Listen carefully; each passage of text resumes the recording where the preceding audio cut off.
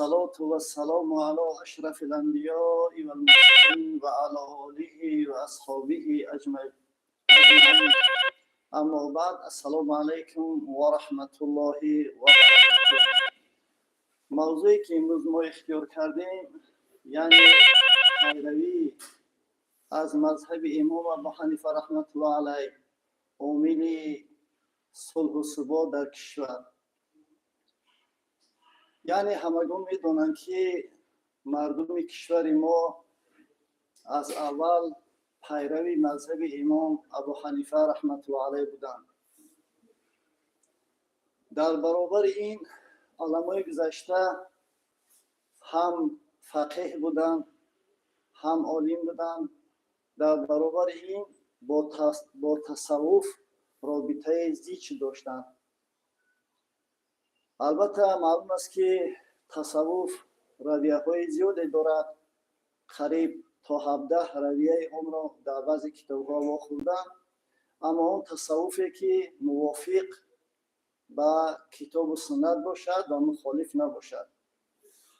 و در خود کشور ما علما با وجود فقیه بودنشان پابند نقشبندی و این چنین قادریه بودند که عبدالقادر جیلانی شخصیتی بودند که قریب 45 فرزند داشتند و 11 پسر آنها پیری مرشد بود. و اشاره کردن به سوی تصوف به این خاطر است که حضرت امام مالک رحمت الله علیه یک سخن عجیب تاریخی دارد و در مرقات شرح مشکات آمده است. میگوید که من تفقه ولم یتصوف فقط تفسق و من تصوف ولم یتفقه فقط تزندق و من جمع بینهما فقط تحقق. اگر درست گفته باشم، من تفقه ولم یتصوف فقط تفسق و من تصوف ولم یتفقه فقط تزندق و من جمع بینهما فقط تحقق. و پیروی کردن از مذهب یا اینکه تقلید میگویند. البته همگان میدونند که کشور ما تاجیکستان پابند مذهب امام ابو حنیفه رحمت الله علیه است و در دوره این مذهب فقهی عبادت خود را انجام میدهند و این را هم به تمام جهانیان سال 2009 اعلام داشتند و از تمام کشورهای مسلمان یعنی نماینده ها آمده بودند و اشتراک داشتند. و کلمه تقلید چی است؟ یعنی تقلید همچنانه که ابو حفص نصفی رحمت الله علیه تقلید رو گفتن که تقلید تعلیق القلادتی فی عنق الابل، یعنی آویختن گردنبند در گردن شتر. یا اینکه خود ابو حفص نصفی رحمت الله شخصیتی بودن که با سیره تمریز البته آمده است. قریب 100 تا تصنیفات دارن. از آن جمله تصنیفاتی که قریب 20 جزء است قند فی علمای سمرقند و این تاریخ بخارا و علاوه بر این عقاید نصفی دارن که کتاب درسی یا اینکه بالای میزی است و نام اختیارشان عمر ابن احمد ابن محمد ابن اسماعیل است. در سمرقند فوتیدند و البته از در صحبت‌های بعدی انشاءالله چون که پرسان هم شدن پیش از برآمد که حتی از علماهای نامبری که در همین آسیای میانه یا که آسیای مرکزی با وجود فقیه بودنشون از مذهب امام ابو حنیفه رحمت الله علیه تقلید میکردند.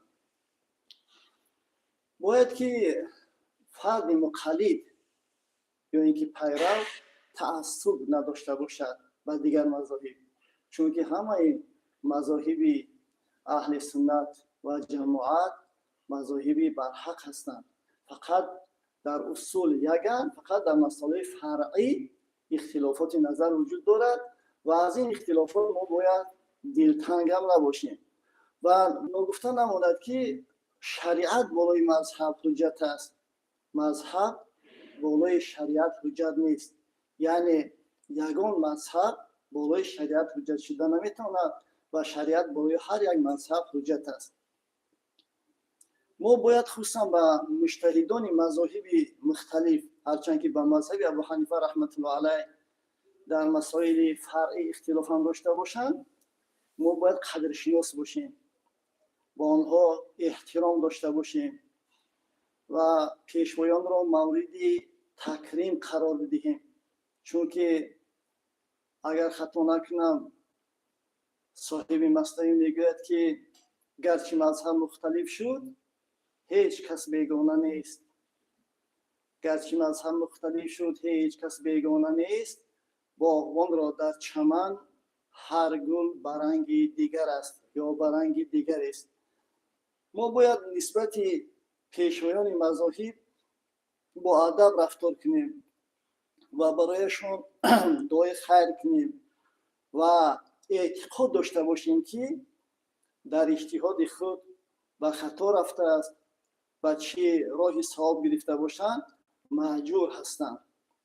همان گونه که خداوند متعال برای ما آموخته است که بگوییم استعیذ بالله والذین جاءوا من بعدهم یقولون ربنا اغفر لنا ولاخواننا الذین سبقونا بالایمان ولا تجعل في قلوبنا غلا للذین آمنوا ربنا انک رؤوف رحیم. در سوره حشر خداوند می‌فرماید که کسانی که بعد از مهاجران و انصار به دنیا میآیند هم میگویند که پروردگارا ما را و برادران ما را که در ایمان آوردند بر ما پیشی گرفتند بیاموز و هیچ کینه نسبت به مؤمنان در دلهای ما قرار نده. پروردگارا تو دارای رحمت و رأفت فراوان هستی. ما باید از این تعلیمات فرموده خداوند متعال دور و همیشه نسبت دیگر خیرخواه باشیم. و این چنین بزرگی هم گفته است که هرچند اهل تصوف بودن از ارکان ایمان نیست، اما گمان نیک داشتن به اهل تصوف این از ارکان ایمان است. و مذهب حنفی از نگاه تاریخی اگر ما بینیم اولین مذهب است، چون که حضرت امام ابو حنیفه رحمت الله علیه سال 80 هجری به دنیا آمدند. البته درباره پیدایش مذهب امام ابو حنیفه رحمت الله علیه در هفته سپری شده یکی از علمای همکار ما محمود در این باره سخن گفتند و با تفصیلات بیان کردند که مردم از این بهره گرفتند. البته امام ابو حنیفه در سنه 80 به دنیا آمدند و حالا که آخران صحابه‌ای که در بصره خطا نکنم اگر از دنیا گذشتند انس ابن مالک رحمت الله علیه بودند در سال 93 هجری، یعنی به اون واخری داشتن. حتی در بعضی مأخذها هم آمده است که حدیثی هم روایت دارند که طلب العلم فریضة علی کل مسلمی. مذهب حنفیه قریب در تمام کره خاکی هر جا که مسلمانان زندگی میکنند از پیروان ابو حنیفه رحمت الله علیه در اونجا پیدا میشه یا که یافت کردن ممکن است. مذهب حنفی از ابتدای ظهور خود در کشورهای ماوراءالنهر و خراسان نفوذ زیاد داشت. این به سبب نبود. در مجلس‌های علمی اعتقادی ابو حنیفه رحمت الله علیه نفران زیادی از سمرقند، بخارا، بلخ و شهرهای دیگر شرکت می‌ورزیدند. در سرچشمه‌های تاریخی ذکر شده است که از بین شاگردان ابو حنیفه رحمت الله علیه 18 نفر از بلخ، 16 نفر از مرو، 9 نفر از سمرقند و بخارا، 6 نفر از هرات، 4 نفر از مصر، 3 نفر از ترمیز و دیگران سزاوار منصب قاضی شدند. شاگرد ابو حنیفه قاضی ابی یوسف اولین شخصی است که در خلافت عباسیان به منصب قاضی القضات تعیین گردید و با سعی و تلاش وی دیدگاه‌های فقهی حنفی در محکمه و کارگزاری رسمی دولتی تطبیق شدند. علاوه بر این از ابتدای ظهور سه مکتب بزرگ در داخل مذهب حنفی عراقی ماوراءالنهری و نسبی به وجود میاد. بعدها سنت های مکتب ماوراءالنهری حنفی در هند و قلمرو امپرای عثمانی گسترش یافته است. یعنی پیش از آن که این پیشرفت امروزه وجود نداشت، مردم ما به این مذهب پابند بودند، طبق عمل میکردند و علما خصوصا در شرایط فعلی که وقتی شبکه‌ها انسان تماشا میکنه سخنان وزنی یا که دشوار از زبان بعضی خود همون سخنگویان شنیده میشد. اصلا علمای پیشین در این مسئله خصوصا مذهب ابو حنیفه مذهب تحمل پذیر است، خصوصا در مسئله تکفیر کردن بسیار جدیت رو طلب میکنند. حتی اگر علمای گذشته ما بسیار اگر نفر رو اگر بسیار سخت میگفتن بسیار به توفیق است، اما تکفیر نمیکردند، چون که این کاری سهل و کاری آسان نیست. و دیگر خود کلمه تقلید به معنای اتباع هم نیز میآید.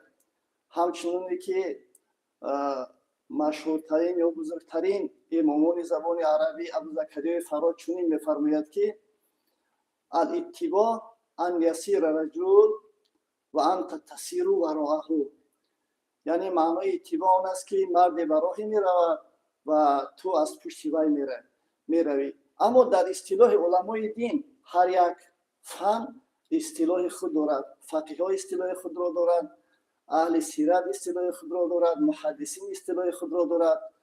برای مثال وقتی که در فقه مثلا شیخان میگویند مراد امام ابو حنیفه و امام ابو یوسف رحمت الله علیه است.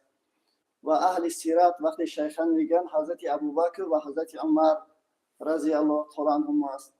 و در حدیث باشد اگر شیخان حضرت امام بخاری و امام مسلم رحمت الله علیه است. در اصطلاح دین باشد اگر تقلید را چنین تعریف کردند: تقلید اتباع الانسان غیره فیما یقول بقول او بفعل معتقدا الحقیقة فیه من غیر نظر و تأمل فی الدلیل کان هذا المتتبع جعل قول الغیر او فعله قلادة فی عنقه.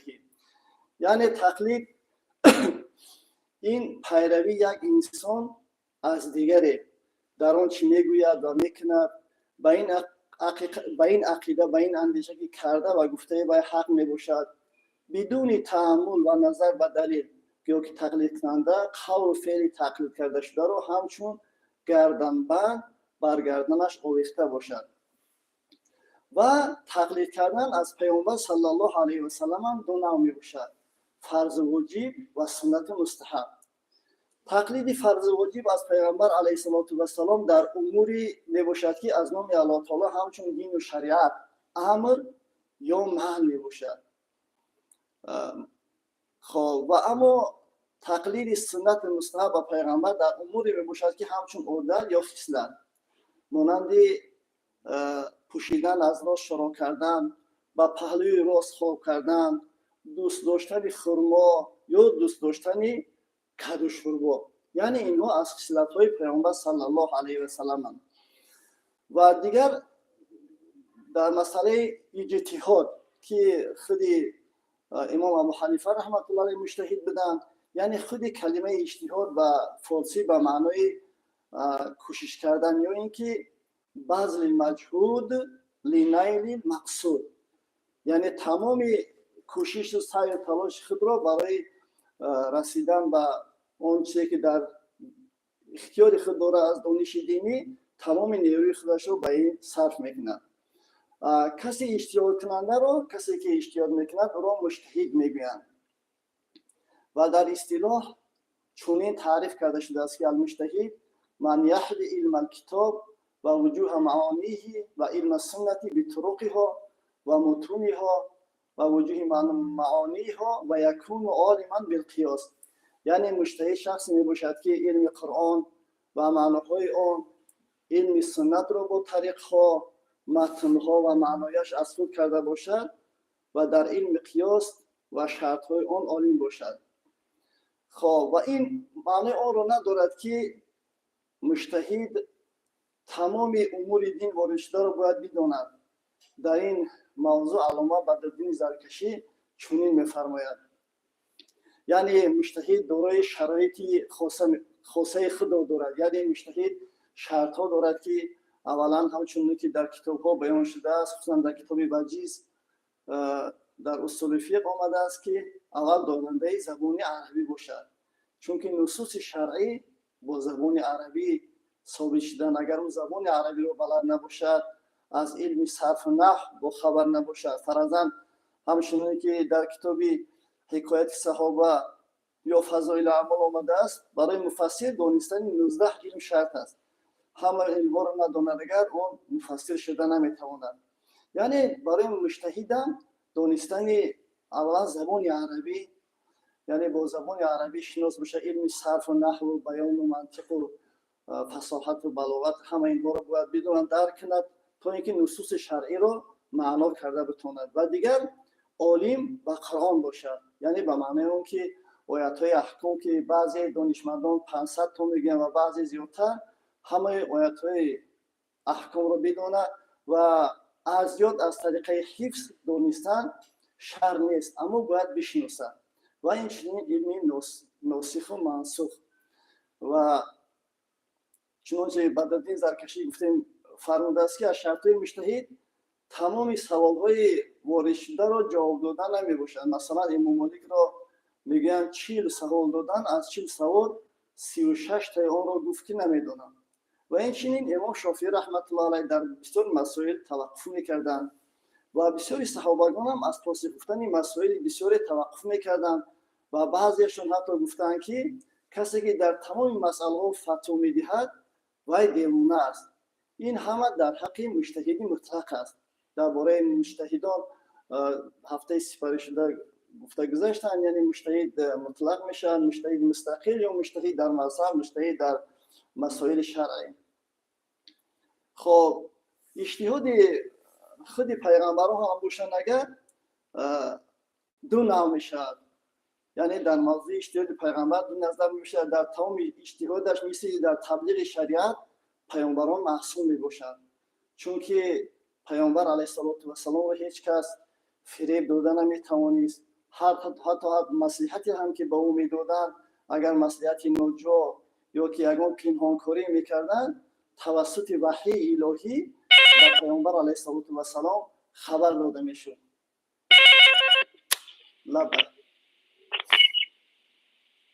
السلام علیکم و رحمت الله. علیکم السلام و رحمت الله و برکاته. اکای دوملو شما نازه خوب هستین؟ خدا را شکر. خیلی از صحبت‌های شما بهره مند شدیم. اکای دوملو سوال داشتیم. بله. مذاهب همشون حق است. چگونه درباره این توضیحات میدید؟ خب سلامت باشین اکای دوملو. ما تماشا کردیم. البته خب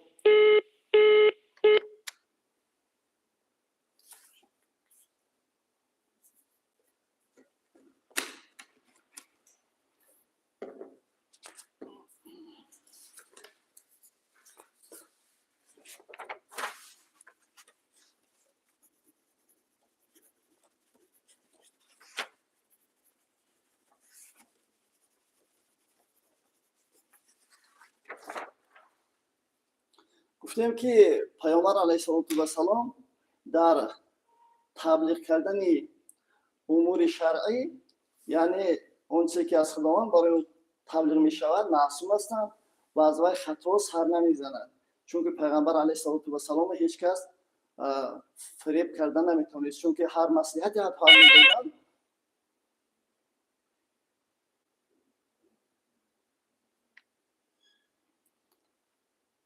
خب او پیامبر علیه السلام را توسط وحی الهی خبر داده میشد. لبه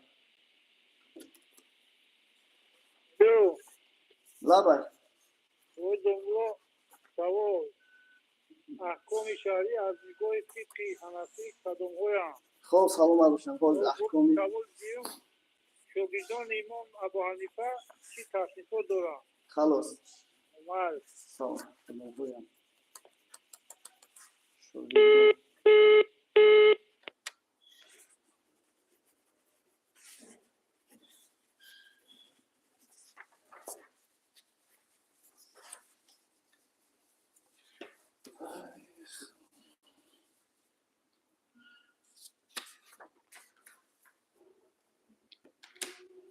اینجا سوال دادن که مذاهب همشون حق هستند. پیشتر هم ما اشاره کردیم که وقتی که ما پیروی مذهب امام ابو حنیفه رحمت الله علیه هستیم، این معنی رو ندارد که مذهب دیگر باطل باشد. یعنی وقتی که اهل پیروی مذهب امام ابو حنیفه رحمت الله علیه را پرسیده می شود، میگن مذهب ما صواب است، احتمال خطا رو دارد، و مذهب دیگر خطا است، احتمال صواب رو دارد.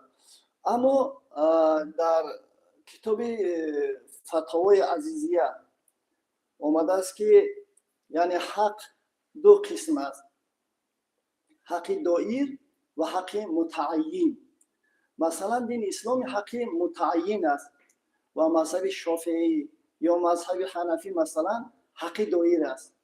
حاصل آن که حق دایر آن است که هم خود حق می باشد و هم غیر او نیز حق می باشد، مثل صوم و افطار در حق مسافر که هر دو حقند، و قیام و قعود در نماز نفل، و جهر و اخفا در نماز منفرد، یعنی که فردی که تنها نماز میخواند حق دارد که جهر بخواند یا اینکه خفیه بخواند.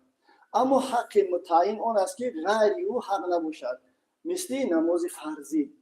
برای همین مذاهب همشون حق هستند، فقط وقتی که پرسیده میشوند ما باید چنین جواب بدیم که مذهب ما حق است و احتمال خطا را دارد و مذهب دیگر خطا است، احتمال صواب دارد. و دیگر درباره شاگردان امام ابو حنیفه رحمت الله تصنیفات دارند. البته این خود معلوم است که شاگردان مشهور امام ابو حنیفه رحمت الله علیه ابو یوسف که شهرت با نام اولین کسی است که با نام قاضی القضات شهرت دارد و نام اصلیشون یعقوب ابن ابراهیم حبیب انصاری است. ابو یوسف رحمت الله علیه آثار و تالیفات زیادی بر اساس مذهب حنفی از خود بر جای گذاشته است. از آن جمله کتاب الخراج، الاثار، النوادر، اختلاف الامصار، ادب القاضی، الامالی، الفرائض، الوصایا و غیر از جمله آثار تالیف نموده او هستند. متاسفانه اکثر آثار امام ابو یوسف رحمت الله علیه تا زمان ما آماده نرسیده است. خب و دیگر شاگرد امام ابو حنیفه رحمت الله علیه این حضرت امام محمد رحمت الله علیه است که امام محمد هم تصنیفات زیاد دارد. از آن جمله کتاب‌های دارد با نام ظاهر و روایت که 6 کتاب هستند. اصل که معروف به مبسوط که معروف به اصل است و زیادات این چنین سیر کبیر و سیر صغیر و این چنین جامع الکبیر و جامع الصغیر. با اون خاطر این ظاهر روایت میگن که از شخصان ثقه و معتمد روایت شدند. و خب و دیگر در آمدن مذهب ابو حنیفه رحمت الله علیه پیشتر هم سوال شده بود که مذهب امام ابو حنیفه رحمت الله علیه رو چگونه به آسیای مرکزی آمد. و مذهب امام ابو حنیفه رحمت الله علیه قبلا هم که اشاره کردیم با واسطه خصوصا ابو مقاتل سمرقندی کتاب دارد با نام عالم و متعلم. پیش از این سوال دیگری برای ما آمده بود که خیلی کردیم درباره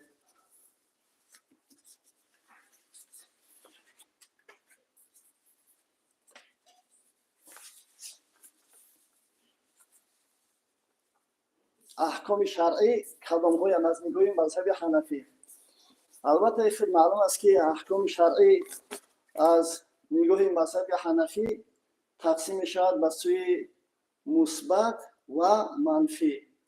و مثبت تقسیم شود به سوی عزیمت و رخصت. عزیمت 4 تقسیم شود، یعنی فرض، واجب، خب سنت و نفل. فرض هم به 2 نوع تقسیم میشود، یعنی فرض عین میشود و فرض کفایه. هر نفری که اهل این باشد اگر میداند که فرض کفایه کدام است و فرض عینی کدام است. و این چنین سنت هم باشد با واجب هم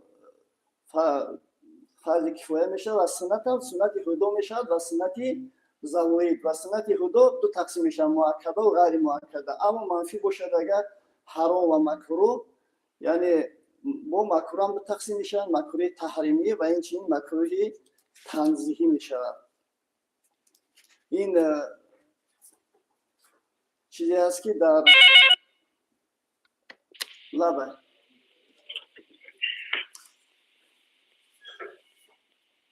الو لبه. سلام علیکم. علیکم السلام. من یک بیننده دویمی شما میخواستم یک سوال را از شما پرسم. بیمالو. آیا در نماز ویتر به جای دعای قنوت اگر کسی که نمیدونه سوره اخلاص بخونه 3 مراتب میگن، آیا همین از مذهب حنفی درست هست یا اینکه نه؟ همین نمیگه. سلام باشید. خب و در نماز ویتر خوندن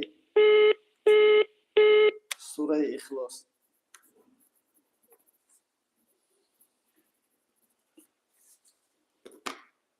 چقدر قبلا هم اشاره کردیم، گفتیم حضرت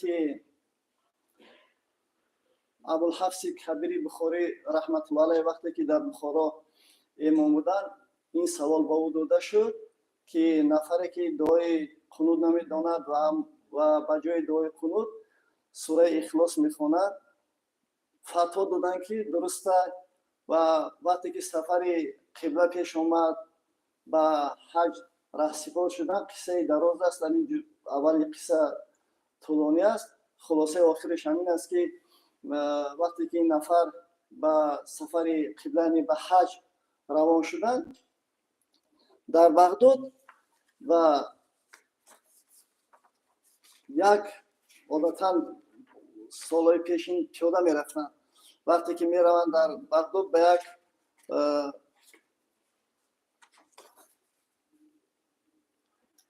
جایی که می رسند می بینند که در داخل یک قفس صاحب همون یک توتی قرار دارد و آن توتی را صاحبش دعای قنوت و سوره اخلاص را تعلیم داده است که همون توتی میخواند. وقتی که همین حالت رو ابوالحفص کبیری بخاری رحمت الله علیه میبیند، از اونجا برمیگردد و شریکان خود را آنچه که دارایی دارد به حاجیان تقسیم میکنه و خود قفا میگردن، میگوید من مهمی دارم که باید بازگردم. وقتی که به بخارا میآید او را استقبال میکنن، مردم پیشواز میگیرن، از پرسان میشوند که سبب برگشتی چی حالت است؟ او میگوید که برای من منبر آماده کنید و مردم را جمع کنید. بلکه مردم را جمع میکنن در گرد حضرت امام و موعظه میکند و سخن میگوید و آنها پرسان میشود که اون نفری که از ما سوال کرده بود که نفری که دعای قنوت را نمیداند آیا خواندن سوره اخلاص برای او روا هست، ما با او فتوا داده بودیم آیا هر کس هست وجود دارد یا نه؟ و نفری از برخواسته میگوید که آره من هستم، من بودم این سوال برای شما دادم. امام ابوالحفص کبیری بخاری رحمت الله علیه بر او میگوید که منبر برای شما خواندن دعای قنوت جایز نیست، چون که من میگوید در بغداد یعنی در عراق در یک خانواده دیدم که یک نفر توتی را دعای خواندن دعای قنوت و این چنین سوره اخلاص را تعلیم داده است. او به خاطر یک شاخ شکر که به او میداد به همین خاطر هم دعای قنوت را حفظ کرد و هم سوره اخلاص داد. تو که مکلف هستی، حالا اون که در حالی که اون توتی مکلف نیست، معاقب نیست، عاقل نیست، اما تو یک شخصی که عاقل هستی، مکلف هستی و معاقب هستی، مین بعد نمازهای خوانده پیشینه درست گفتن، مین بعد برای شما روا نیست که دعای قنوت را از خود نکنید. یعنی شما سعی کنید، تلاش کنید و دعای قنوت را بخوانید و در آینده در نماز خود یعنی دعای قنوت را بخوانید و بی‌پروا نسبت عبادت خود نباشید. یعنی اشاره به این است که انسان وقتی که تلاش میکنه، سعی میکنه، دلسوز باشد اگر برای آموختن علوم دینی خود یعنی حاصل میکنه، سعی، چون مادامی که عاقل است، عقل دارد، ذهن دارد، بتواند که هر چی که برای نماز او ضرورت دارد او را بیاموزد. و دیگر عقیده ما نسبت به مذهب خودش اصلا معلوم است که مذهب خودش مجموعه مسائل اجتماعی را میگن که امام از امامان اهل سنت اختیار کرده است. از همین جهت معنای مذهب ابو حنیفه یعنی پیروی کردن از احکام و قانون‌های اجتهادی امام ابو حنیفه رحمت الله علیه می باشد. و در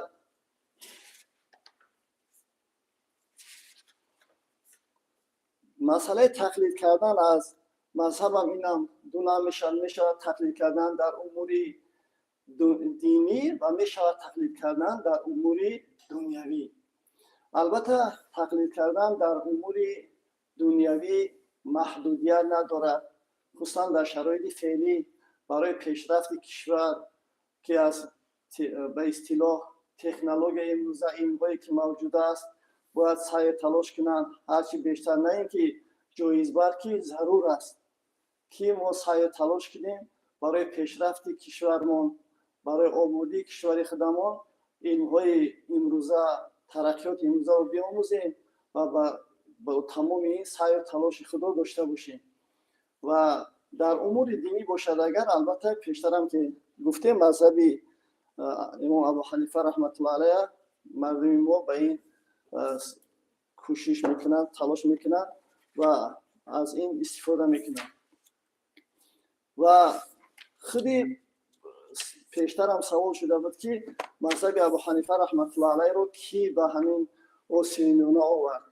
البته بعد کوشور یک کتاب دسترس کردیم که با گسترش اسلام در خراسان بزرگ تهیه یک استودی دانشکده است در مسئله ترغیب و گسترش تعلیمات ابو حنیفه سهم خصوصا علمای معارف نه قبل از همه علمان سمرقند خیلی نمایان است.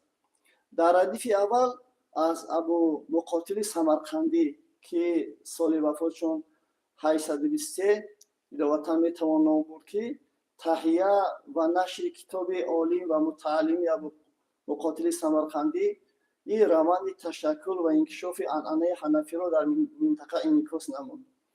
خب مندرجه اثر از مسائل کلامی عبارت میباشد که مربوط به ابو مقاتل سمرقندی بوده. در برابر این عقیده های و ازای نموده شرح و تفسیر تعلیمات ابو حنیفه میباشد. یعنی ابو مقاتل سمرقندی عقیده های ابو حنیفه را همه جانبه شرح و توضیح داده، سعی کرده است که در محتوای آنها اندیشه های دیگران را جای دهد. السلام علیکم و رحمت الله و برکاته. علیکم السلام و رحمت الله و برکاته. اکای دوملو شما نازین سازین. خدا شکر. اکای دوملو باز یک سوال دیگه بود میخواستم سوال دادیم. بیمارو. همین مسئله نماز تسبیح چگونه است، چه حکم دارد توضیح میدادی؟ خب. خب خدا نگهدار. خلاصه فقه حنفی آورده شده است و امر استحبابی است میگه عبارت از 4 رکعت نماز است. در اول یعنی تسبیح خاصه خود را دارد که وقتی که نیت میکنن البته این نماز نافله است. امر استحبابی است که وقتی که نیت میکنن با نیت نفل میکنن و 4 رکعت در این تسبیح 300 مرتبه این تسبیح گفته میشه که سبحان الله و الحمد لله و لا اله الا الله و الله اکبر و لا حول و لا قوة الا بالله العلی العظیم. این تسبیح در داخل نماز چنین خوانده میشه 15 مرتبه بعد از ثنا پیش از فاتحه. وقتی سبحانك اللهم میخونن خب پیش از فاتحه را آغاز کردن یعنی سوره الحمد خوندن 15 مرتبه همین تسبیح را میگوید که سبحان الله و الحمد لله و لا اله الا الله و الله اکبر و لا حول و لا قوة الا بالله العلی العظیم. 10 بار بعد از زمین سوره میگوید. وقتی که سوره فاتحه را میخونه زمین سوره میکنه 10 مرتبه این رو میخونه و 10 بار دیگر در رکوع بعد از تسبیح رکوع 10 بار وقتی راست شدن از رکوع در قومه وقتی که سمیع الله لمن حمیده میگه در همونجا میخواند و 10 بار دیگه در سجده اول بعد از تسبیح سجده تسبیح سجده را میگوید بعد تسبیح رکوع سبحان ربی العظیم بعد تسبیح ها و این چنین 10 بار در بعد از تسبیح سجده که بعد از سبحان ربی الاعلی 10 بار دیگه در بین دو سجده یعنی در جلسه یعنی هنگام نشستن در بین در قعده 10 بار در سجده دوم بعد از تسبیح سجده این تسبیح ها در رکعت اول 75 بار خوانده میشه به این ترتیب در رکعت دوم نیز و مجموع این 300 مرتبه می شود که هر یک نفری که اگر همچنین که حضرت پیغمبر صلی الله علیه و سلم به امه‌شون گفتند اگر بتوانی هر روز اگر نتوانی هر جمعه اگر نتوانی هر ماه اگر نتوانی هر سال اگر نتوانی حداقل در عمرت یک مرتبه همین تسبیح همین نماز را ادا کن و خواندن این حکم این نماز امری استحبابی است یعنی امری مستحب است یعنی گفتیم که آوردن مذهب حنفیه در خودش در زمان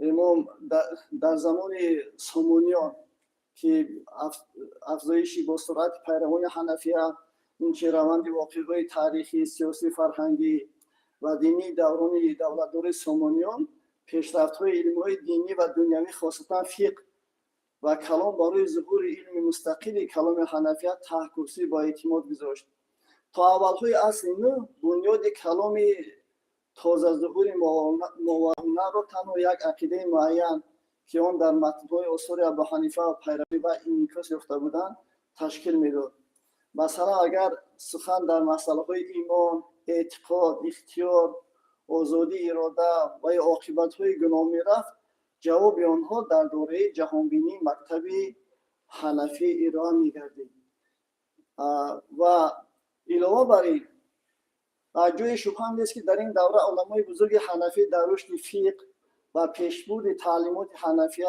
خدمت‌های ارزنده انجام دادند ابوالمعین نصفی بارها تاکید کرده است که در مکتب کلامی موارنه از ابو حنیفه شروع شده تا ماتوریدی و بعد از آنها در تشکل تعلیمات حنفیه سهم گذاشتند و این عنعنه از جانب علمای دیگر ادامه داده شد ابوالمعین نصفی به زمره آنها ابو سلیمان جوزجانی ابوبکر جوزجانی و ابو نصر ایازی را داخل کرده است که استادان به واسطه ماتوریدی سمرقندی بودند و در این دوره علاوه بر این پیش البته دیگر فرقه ها و دیگر مذاهب هم در اینجا وجود داشت اما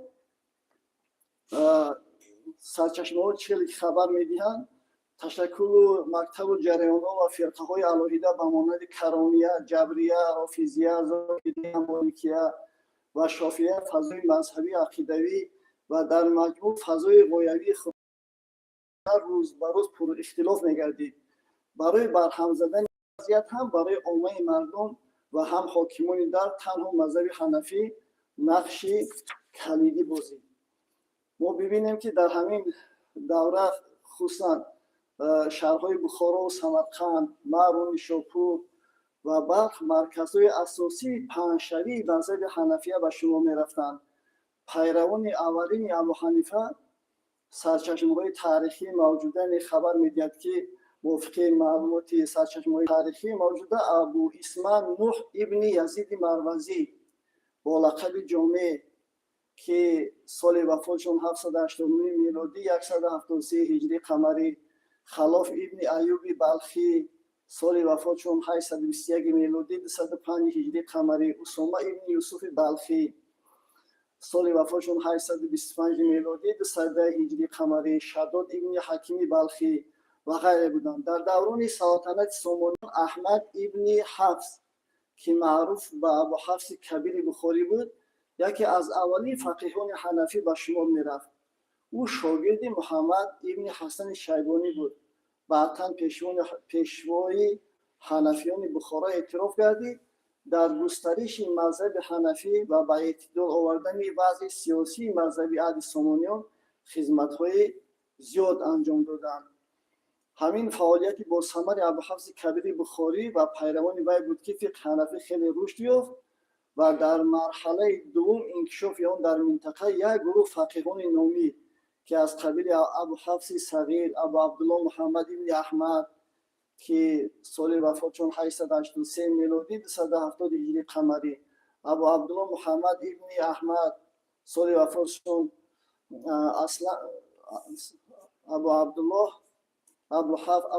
محمد ابن احمد سال وفاتشون 883 میلادی 270 هجری قمری، ابو عبدالله محمد ابن اسلم ابن مسلمه ازدی سال وفاتشون 881 میلادی 260 هجری قمری، ابو حازم سال وفاتشون 205 میلادی 290 هجری قمری، ابو الحسن کرخی، ابو قاسم بلخی، عبدالله ابن احمد ابن محمود، ابو نصر احمد ابن عباس عیاضی سمرقندی، استاد ابو منصور مطربی، ابو الفضل محمد ابن احمد مروزی، عبدالله ابن محمد حارثی سوبزمونی، ابو حمید احمد ابن سهل بلخی، ابو بکر عبدالله ابن محمد ابن بودل معروف به اشقر بودیلی، بکر ابن محمد سنجی و سنینی، ابو احمد ابن محمد ابن احمد شعیبی، ابو سعید حمید ابن احمد سجزی که اینا بودن که از ابو حنیفه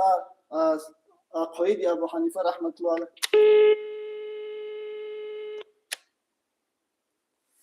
حمایت نمودند و با میدان علم و بحث مناظرات فقهی یعنی نویل گشتند و مطابق معلومات و سرچشمه‌های عصر میانگی ابن مکحول در موانع همچون فقیه و عالمی دارای مقام و مرتبه بزرگ علمی بوده. از وی تا زمان ما 3 کتاب باقی مانده است. آنها از نگاه موضوع خیلی فرق کردن، مسئله های گوناگون دینی را در بر میگیرند. کتاب شعاع او با فقه بخشیده شده است. سبب سر زدن بحث های زیادی حقوقی در حوزه علمی فقه گردید. لبک. سلام علیکم. علیکم السلام. الو. لبک. اگر دورو نزده شده؟ خدا را شکر. سوال داشتم. بیم الو گرزم. امی تصنیفات امامان چهارگانه رو قدم های نک میفهمونده. خب. الو. سلامت باشید. خب. خب.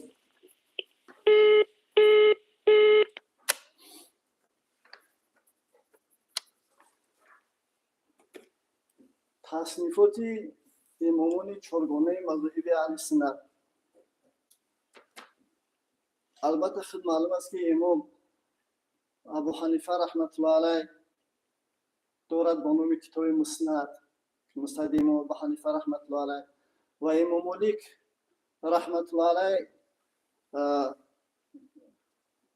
کتاب دارد با نام موطأ یعنی آماده کرده شده یا اینکه مهیا کرده شده و امام شافعی رحمت الله علیه کتاب دارد با نام الام و اینچین امام احمد حنبل هم که کتاب دارد با نام کتاب مسند، یعنی مسندها با نام مسانید هم ذکر میشن چون که نفران زیادی مسند تالیف کردن و خود پیشوایان مذهب با دیگر کتابی هم هست که با نام کتاب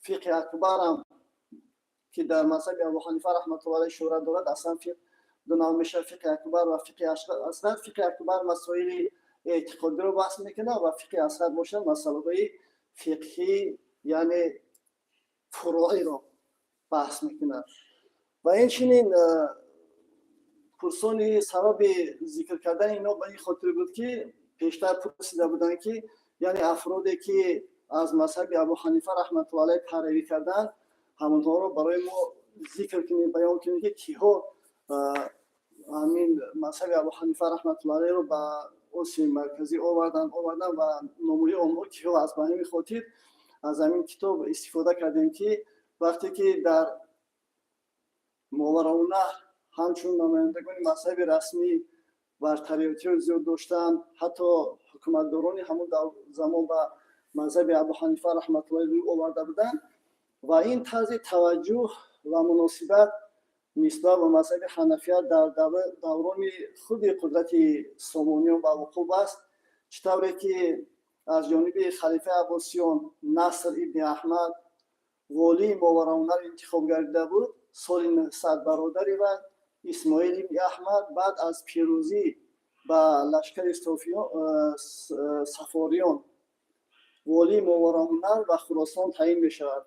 سامانیان زیاده از 100 سال در منطقه حکمرانی کرده، در توسعه حنفیه و به مذهب سنتی تبدیل دادن آن سهم کلان گذاشتند. سامانیان در حیات مذهبی تلاش نداشتند یعنی زور ستم مذهب معین را به مردم بار نمایند.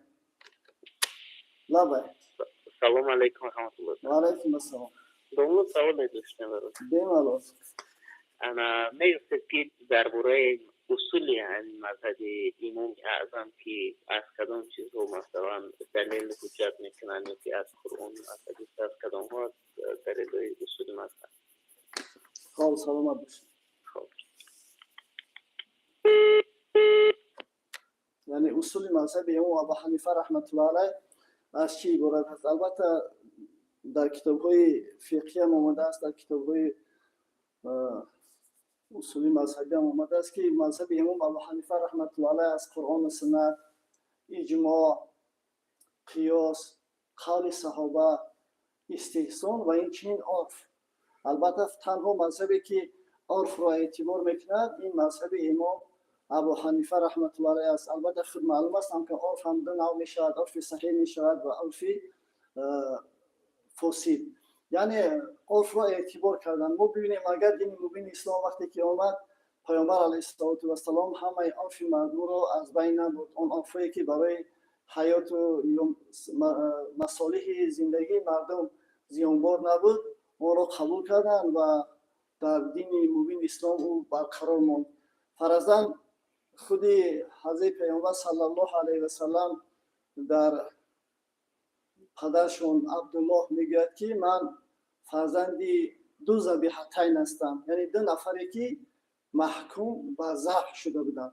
اصلا خیلی تمام مسلمان ها در قبول فقط قرآن و سنت اتفاق دارند و در اجماع بعضی گروه های هستند که اجماع را قبول ندارند و این چنین قیاس را و فقط اتفاق همه مردم مسلمان در قرآن و سنت است که اتفاق دارند که و از این منبع همه مذاهب موجوده اسلامی از این دو منبع سرچشمه میگیرند و طبق فرموده های این دو منبع یعنی فعالیت خود را انجام میدن و قبلا هم گفتیم که شریعت بالای مذهب حجت است و هیچ مذهبی بالای شریعت حجت شده نمیتواند.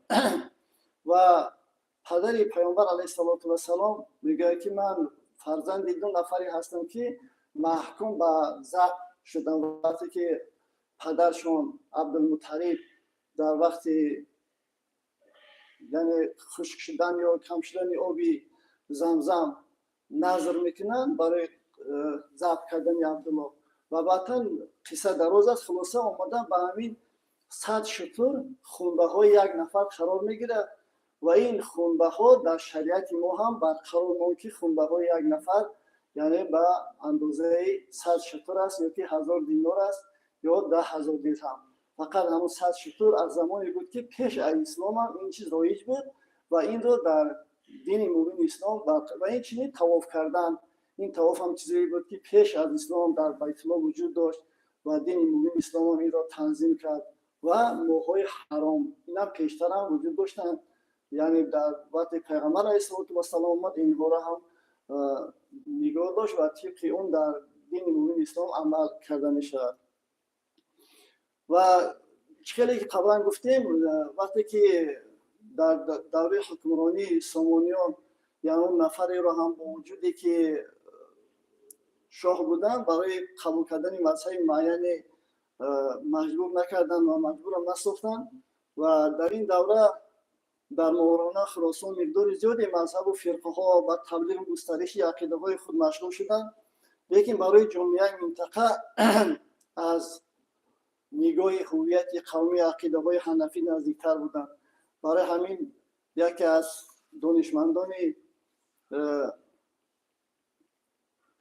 گفته می شود که فقهای حنفی سمرقند بخورا از گسترش حرکت کسانی که بیروحان و مبتدیان و هواداران خوانده می شدند و همچنین دفاع از مذهب سنت و جماعت انگیزه شد تا امیر اسماعیل فقها را به تبیین این مذهب فرمان دهد. و دنبال آن و پیشنهاد فقها ابوالقاسم اسحاق ابن محمد ابن اسماعیل سمرقندی معروف به ابوالقاسم حکیم که سال وفات چون 953 بود، فقیه زاهد و متکلم حنفی و قاضی سمرقند که اوضاع او در شرق و غرب اسلامی پیچید او در دوره این امر شد و در حدود 824 میلادی 299 قمری کتاب السواد الاعظم رو با تکیه بر دیدگاه اصول حنفیان اهل سنت و جماعت مشتمل در 62 مسئله عمدتاً کلامی و زبان تازه یعنی عربی پدید آورد و به امیر تقدیم کرد.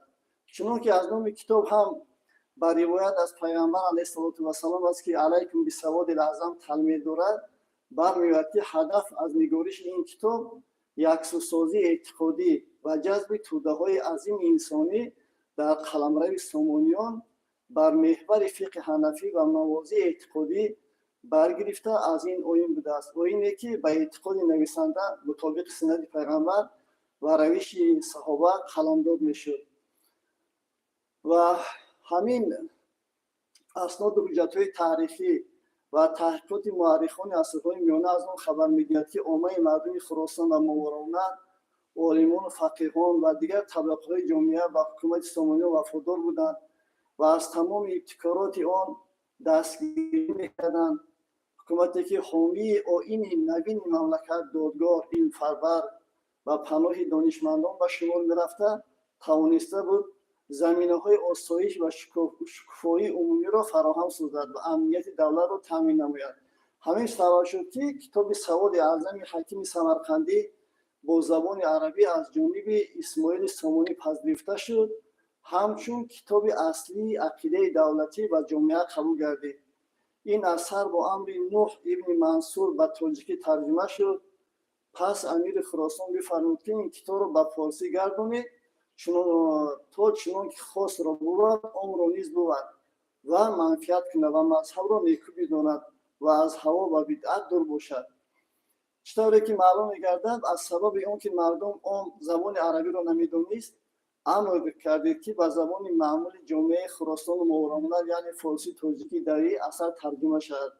هدف این بود که باید اون اثر در خاندان هر یک شهروند کشور محفوظ باشد تا اینکه مردم با زبان مادری رکن‌های اساسی عقیده را ازبر کنند و اعتقاد خود را نسبت به حنفیه مستحکم سازند.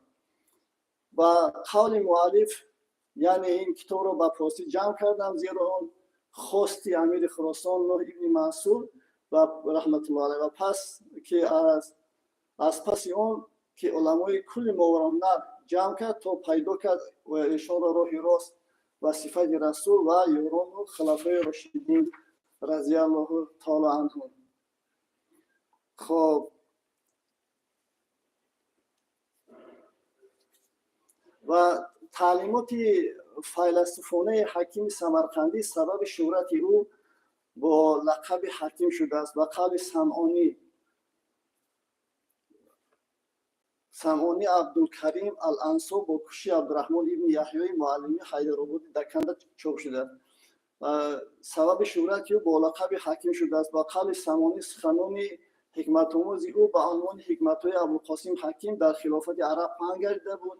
در خلافت همون وقت در این باره ابوالعیش سمرقندی که سال وفاتشان 373 هجری قمری در عیون النفس، عبدالرحمن سلمی سال وفاتشان 412 هجری قمری در رساله، ابوالقاسم قشیری سال وفاتشان 465 هجری قمری در طبقات صوفیه، حاجی عبدالله انصاری سال وفاتشان 481 هجری قمری در روضة الفریقین، ابورجای شوشی سال وفات شوشی یعنی تاشکند سال وفاتشون 516 هجری قمری در منتخب و رونق مجالس و غیره از وی همچون ابوالقاسم حکیم یاد کردند. مقصد و мароми ҳакими самарқандӣ аз навиштани аз саводулаъзам заиф сохтан ва аз байн бурдани фирқаҳои дигари динии ифротгаро буд ки дар моворуннар ва хуросон реша давонда буданд. Илова бар ин тавассути ин асар ҳанафиён мавқеи худро бо дастгири уламо, фақиҳон, оммаи халқ ва сомониён мустаҳкам мекарданд. ҳакими самарқандӣ аз таре навишт ки инъикосгари тамоми паҳлӯҳо ва ақидаҳои фиқҳию каломи ҳанафиён буд.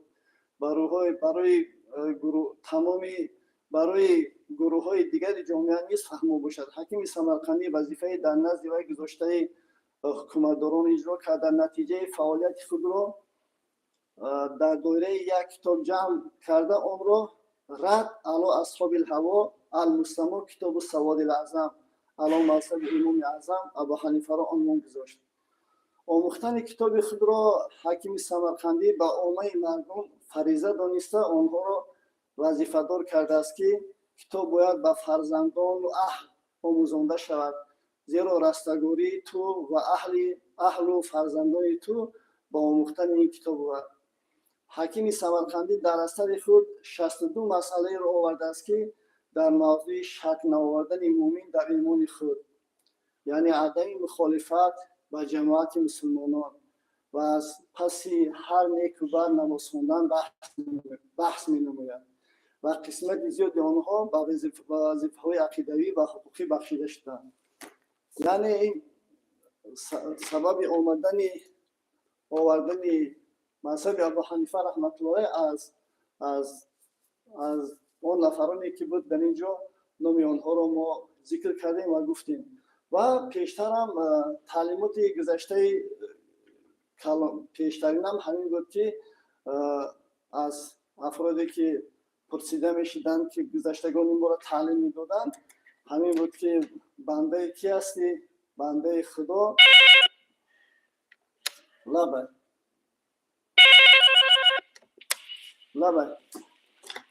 Assalomu alaykum va rahmatulloh. Alaykum assalom. Assalomu alaykum va rahmatulloh. Alaykum assalom va rahmatulloh. Muhtaram do'stlar, savol داشتم امیر پرسنگ. Bemalol. درباره پیروی نمودن از مذهب این شرط است که دلیلی مثلا پیروی از مذهب در چی باشد؟ در این موضوع مثلا تیم و پاسخ شما را انتظارم. خلاص. واجب. سلامت باش.